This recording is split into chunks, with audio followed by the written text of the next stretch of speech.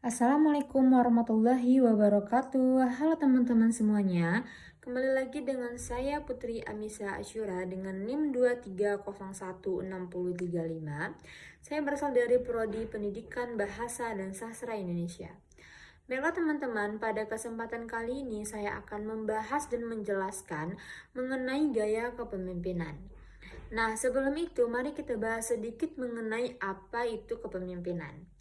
Kepemimpinan adalah kemampuan seseorang untuk mempengaruhi, membimbing, dan mengarahkan orang lain atau sebuah kelompok menuju tujuan bersama yang telah ditetapkan.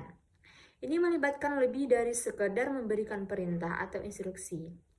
Nah, seorang pemimpin yang efektif harus mampu membina hubungan yang kuat dan saling percaya dengan anggota tim, harus mampu menumbuhkan semangat dan motivasi dalam diri anggota tim, harus bisa menyusun visi yang jelas dan menginspirasi untuk masa depan organisasi atau kelompok.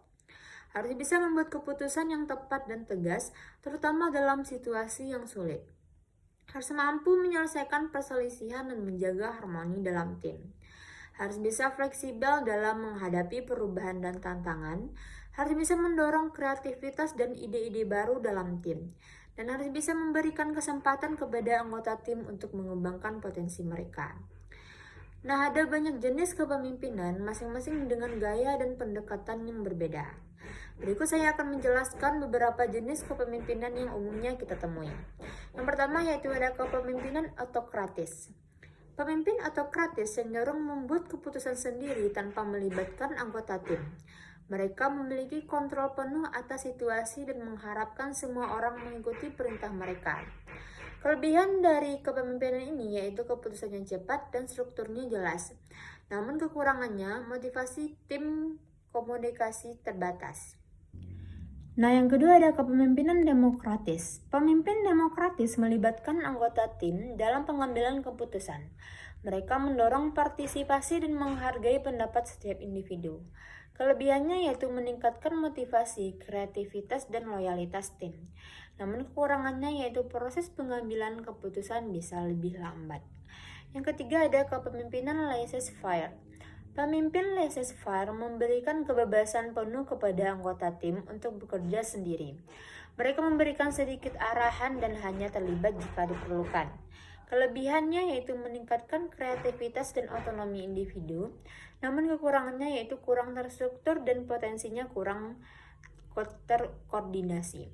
Yang keempat yaitu ada kepemimpinan transformasional.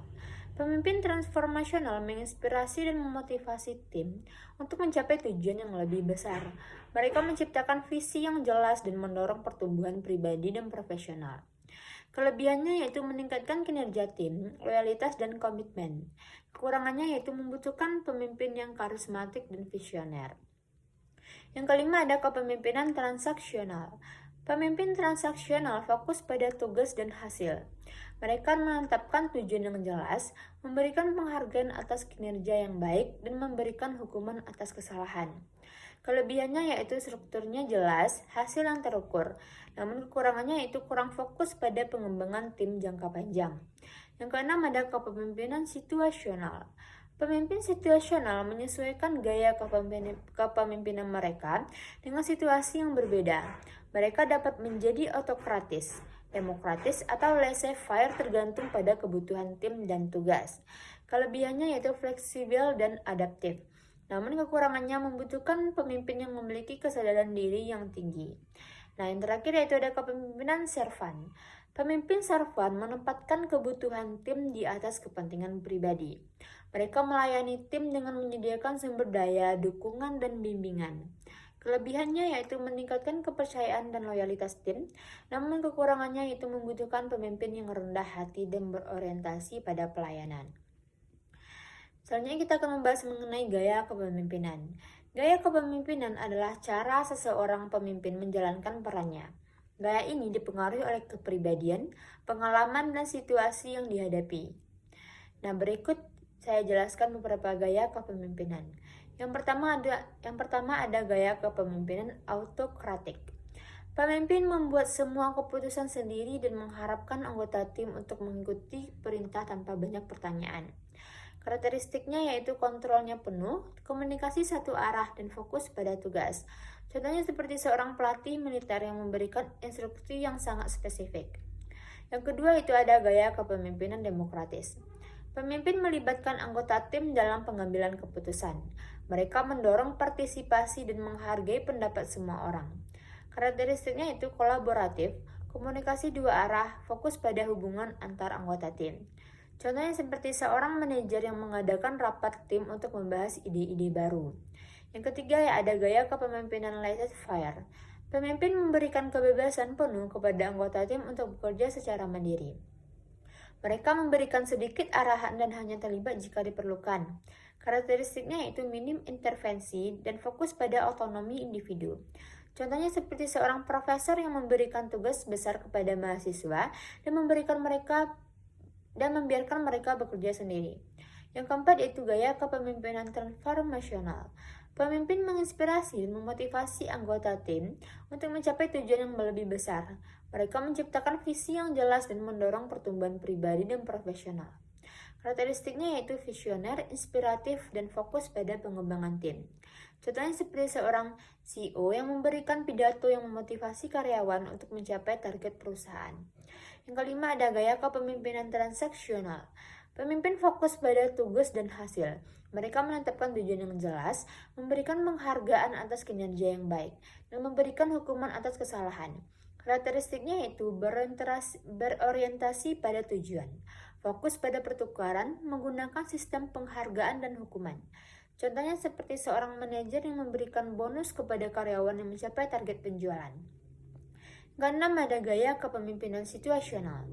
Pemimpin menyesuaikan gaya kepemimpinan mereka dengan situasi yang berbeda. Mereka dapat menjadi autokratik, demokratis, atau laissez-faire tergantung pada kebutuhan tim dan tugas. Karakteristiknya yaitu fleksibel, adaptif, dan mampu membaca situasi. Contohnya seperti seorang manajer yang menjadi lebih otoriter dalam situasi krisis, tetapi lebih demokratis dalam situasi normal.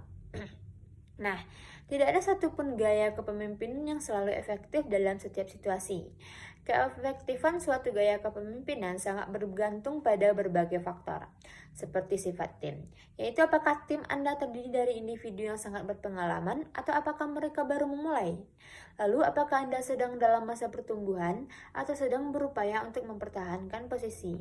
Lalu, apakah organisasi Anda sedang menghadapi tantangan yang mendesak atau apakah semuanya berjalan dengan lancar? Namun, ada beberapa gaya kepemimpinan umumnya dianggap lebih efektif daripada yang lain. Yang pertama itu gaya kepemimpinan transformasional.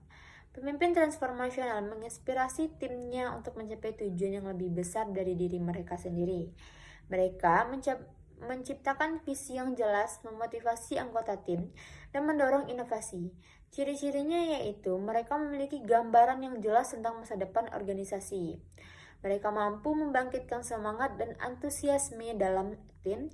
Mereka mendorong anggota tim untuk mencapai potensi maksimal mereka, dan mereka tidak takut akan perubahan dan mendorong inovasi. Yang kedua ada gaya kepemimpinan demokratis. Pemimpin demokratis melibatkan anggota tim dalam pengambilan keputusan. Mereka menghargai pendapat dan ide-ide dari semua anggota tim. Ciri-ciri pemimpin demokratis ini yaitu anggota tim didorong untuk berpartisipasi dalam pengambilan keputusan. Mereka bekerjasama dengan anggota tim untuk mencapai tujuan bersama. Mereka berkomunikasi secara terbuka dan jujur dengan anggota tim. Lalu ada gaya kepemimpinan servant leadership. Pemimpin servant leadership menempatkan kebutuhan tim di atas kebutuhan pribadi mereka. Mereka melayani tim dengan memberikan dukungan, mentoring, dan sumber daya yang diperlukan.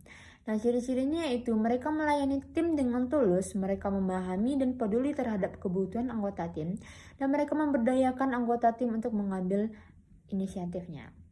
Nah, faktor lain yang mempengaruhi efektivitas kepemimpinan yaitu kemampuan untuk memahami dan mengelola emosi diri sendiri dan orang lain. Kemampuan untuk menyampaikan pesan dengan jelas dan persuasif.